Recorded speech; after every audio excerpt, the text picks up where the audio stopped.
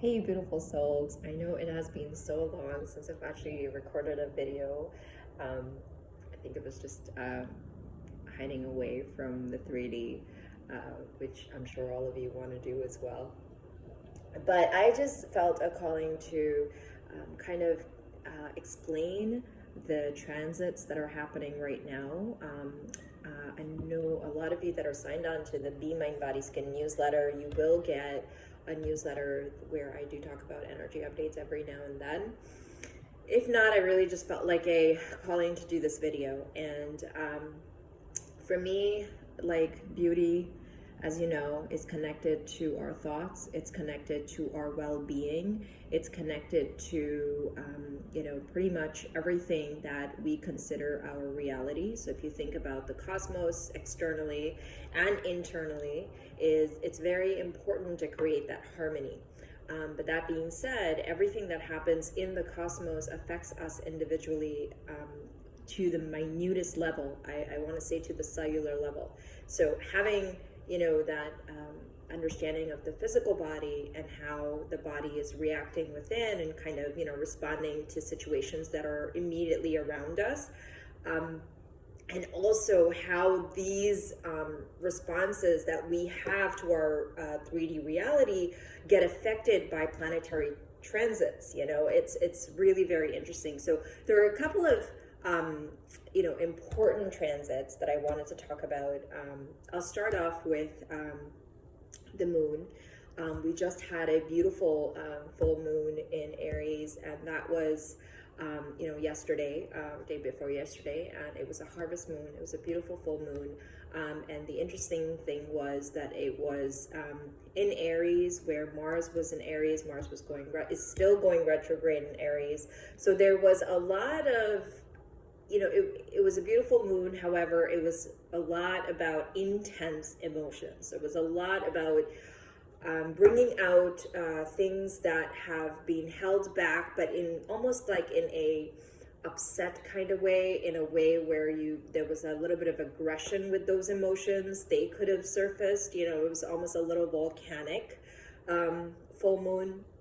And then when I think about the sun and where it's transiting, it's I will speak for sidereal astrology, so I'm talking about Vedic astrology. And in Vedic astrology, the sun currently is transiting from Virgo. It's close to being in Libra. So in Western, it is already in Libra. So whenever this type of energy of the sun, whichever constellation the sun moves into, it almost like highlights all the aspects of that particular constellation. So if Virgo is all about kind of bringing order and discipline and cleanliness and kind of doing things at home and kind of like reorganizing or coming up with like a new plan to do things. And Libra is, as it moves into Libra is going to be all about finding that balance. So now you've just created that change. It's now you're going to try to get adjusted and find the balance for the change. You're going to start to seek harmony in those situations.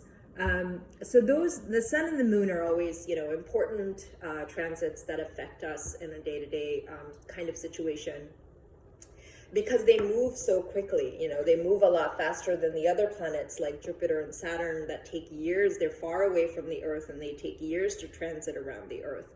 Now, when I think about the next two that I really want to talk about, it is the North Node and the South Node of the Moon. And for those who are familiar with Vedic astrology, they are called as Rahu and Ketu in Vedic astrology, but basically they're the North Node and the South Node of the Moon. So these are not planets, but they're imaginary, calculated positions that have significant effect. Now, there is a whole story behind how Rahu and Ketu came into existence. So they were... but maybe I'll do that in another video, because it's a very interesting story. They're considered to be demons, but they are but they're also called as, like, the Rahu is termed as the head of the dragon, and Ketu is called the tail of the dragon. When I say demon, I meant the sun, moon, the Jupiter, they're all mainly considered to be godly planets, whereas Rahu and Ketu, the north and south node of the moon, were the demons that got to drink Amrit, which is the elixir of life, and they became immortal. So that's their story, but I'll go deeper into the story in another video. Basically, what I want to talk about their transit is that they're moving from every 18 months they move. And right now their movement happened September 23rd, pretty significant day. It moved from Gemini. Rahu moved from Gemini into Taurus, and Ketu moved from Sagittarius into Scorpio. Now this positioning, they're always 180 degrees from each other, always like, bang opposites of each other, north node, south node. So Rahu being in Taurus, Taurus is a very earthy sign, and it signifies a lot of 3D stuff. So like property, land, money, material wealth, material things. And Ketu being in Scorpio, Scorpio is all about death, transformation, the occult, the esoteric, mysticism. And that's what represents Scorpio. And Ketu actually in itself represents mysticism, all the things that it's a soul significator, whereas your soul purpose is Rahu. Like wherever your Rahu is placed in your natal chart, or the north node of the moon, is going to be the house that you're going to find your soul purpose in. And wherever Ketu is placed, or the south node of the moon is placed, is where you're going to find those things that are going to give you liberation or moksha. And so their transit from where they were to where they are going into for the next 18 months is going to be pretty significant for each of us individually. It will, individually it might vary depending on where your Rahu and Ketu are placed in the chart.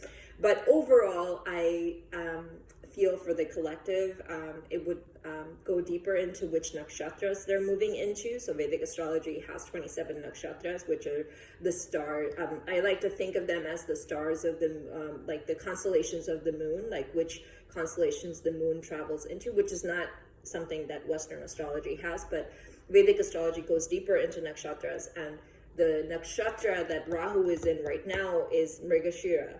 And Mrigashira, one of the things that I thought was significant was Mrigashira is about finding the elixir, or its significator is Soma, and Soma means the elixir of life. So hopefully it would be the time that we, find a cure for whatever that's plagued the earth, and we can kind of find the elixir of life with this transit. Ketu is currently moved into, I believe it's Swati, but I have to double check. So it's moved into a nakshatra within Libra, and within Scorpio. And this would definitely be a lot about going deeper into your soul, searching kind of mode, or finding things that are, that bring you closer to your soul. So not necessarily things that you have been told, but things that you're feeling drawn to. So if you're drawn to listening to this video, or you're drawn to, things that are occultic and esoteric, it would give you a sense of peace in your mind.